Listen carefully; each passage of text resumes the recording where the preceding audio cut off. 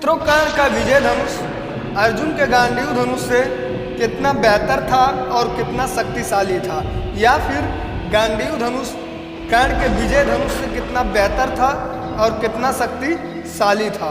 दोस्तों, महाभारत के युद्ध में कर्ण और अर्जुन आमने सामने लड़े थे। कर्ण के पास भगवान परशुराम द्वारा दिया गया विजय धनुष था, तो अर्जुन के पास मयासुर या अग्निदेव के द्वारा दिया गया गांडीव धनुष। दोनों के ही तर्कस में सभी तरह के दिव्य अस्त्र थे, लेकिन कहते हैं कि कर्ण का धनुष अर्जुन के धनुष से कहीं ज़्यादा बेहतर था। तो दोस्तों, आखिर क्या थी विजय धनुष में ऐसी खास बात, आइए आज के हमारे इस वीडियो में जानते हैं। तो दोस्तों, जानने से पहले नमस्कार, फिर एक बार आप लोगों का स्वागत है हमारे YouTube channel my ideal Ram में। मित्रों, आइए जान लेते हैं पहले गांडीव धनुष के बारे में। दोस्तों, गांडीव धनुष अर्जुन के पास कैसे आया और इसे किस तरह बनाया गया था, इस संबंध में 2-3 तरह की कथाएं प्रचलित हैं। तो माना जाता है कि दधीच ऋषि के हड्डी से यह धनुष बनाया गया था, जबकि एक अन्य कथा के अनुसार यह कांडो ऋषि की तपस्या के दौरान उनके शरीर पर दीमक द्वारा बांबी बना दिया गया था और उसके बाद उस बांबी में सुंदर और गठीले बांस उग आए थे। जब खांडो ऋषि की तपस्या पूर्ण हुई तो ब्रह्मा जी की सलाह पर उस बांस से 3 धनुष बनाए गए मित्रों, जिसमें से सबसे पहला था पिनाक, दूसरा सारंग और तीसरा गांडीव। गांडीव धनुष वरुण देव के पास था, जिसे उन्होंने अग्निदेव को दे दिया था। अग्निदेव ने अर्जुन को दे दिया था। जबकि वहीं एक दूसरी कथा के अनुसार खांडोवन में इंद्रप्रस्थ बनाने के दौरान यह धनुष मयासुर ने अर्जुन को देते हुए इसका इतिहास बताया था कि जो भी हो, यह धनुष और इसका तर्कस चमत्कारिक है या यूं ही कहें तो दिव्य है। अर्जुन के धनुष की टंकार से पूरा युद्ध क्षेत्र गूंज उठता था। दोस्तों, रथ पर सवार श्री कृष्ण और अर्जुन को देखने के लिए देवता भी स्वर्ग से उतर आए थे। इस धनुष का तर्कस अक्षय था। इस तर्कस के बाण कभी समाप्त नहीं होते थे। कुछ बाण तो लक्ष्य को भेद कर वापस लौट आते थे। यह धनुष देव, दानों तथा गंधर्वों से अनंत वर्षों तक पूजित रहा था।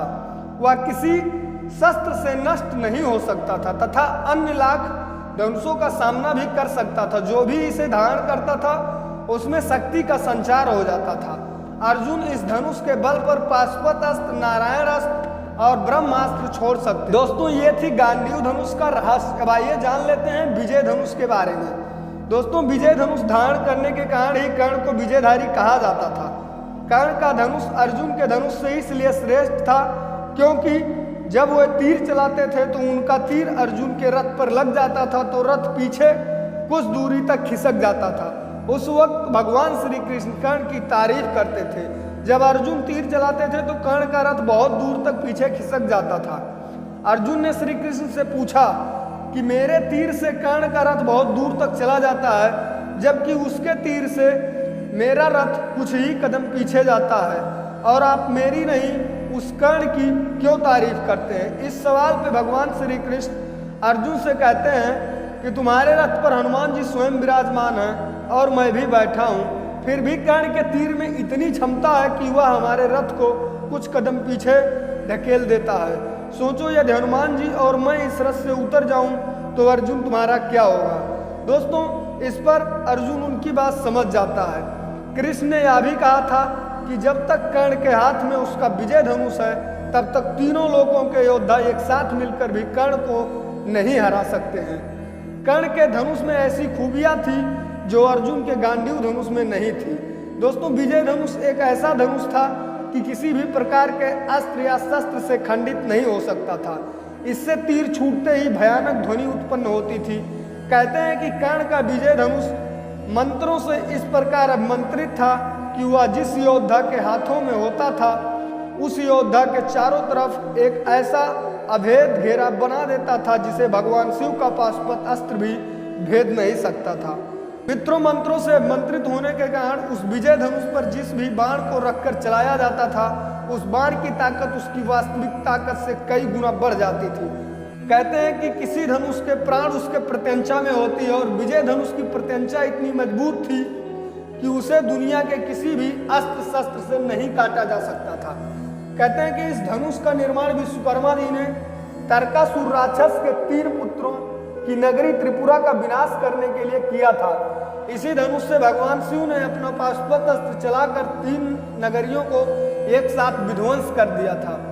उन तीनों असुरों की नगरी के विनाश के बाद भगवान शिव ने इस विजय धनुष को देवराज इंद्र को दे दिया था। देवराज इंद्र ने इस अद्भुत और शक्तिशाली धनुष से कई बार युद्ध में असुरों और राक्षसों का विनाश किया था।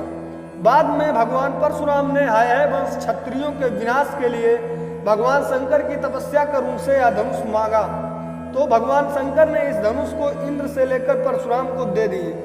फिर जब कर्ण ने झूठ बोलकर भगवान परशुराम के यहाँ धनुष विद्या और ब्रह्मास्त्र चलाने की शिक्षा ली और जब परशुराम को इसका पता चला तो उन्होंने कहा कि जब वक्त पड़ेगा तू यह विद्या भूल जाएगा। फिर बाद में परशुराम को दया आई तो उन्होंने यह विजय धनुष देकर आशीर्वाद भी दिया कि तुम्हारी अमिट प्रसिद्धि रहेगी।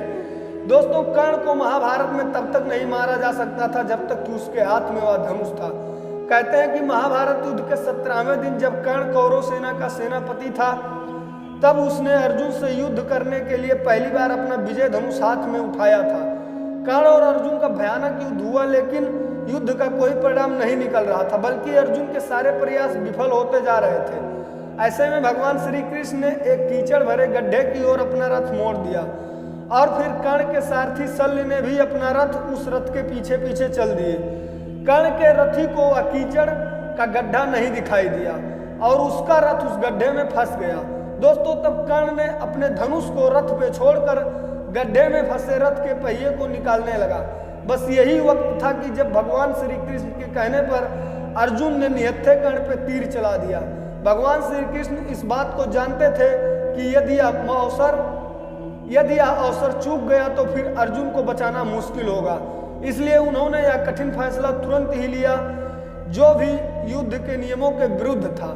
दोस्तों, वैसे भी सबसे पहले तो युद्ध में नियम कौरव ही तोड़े थे, निहत्थे अभिमन्यु को मारकर। तो दोस्तों, उम्मीद करता हूँ आप लोगों को आज का हमारा ये वीडियो अच्छा लगा होगा।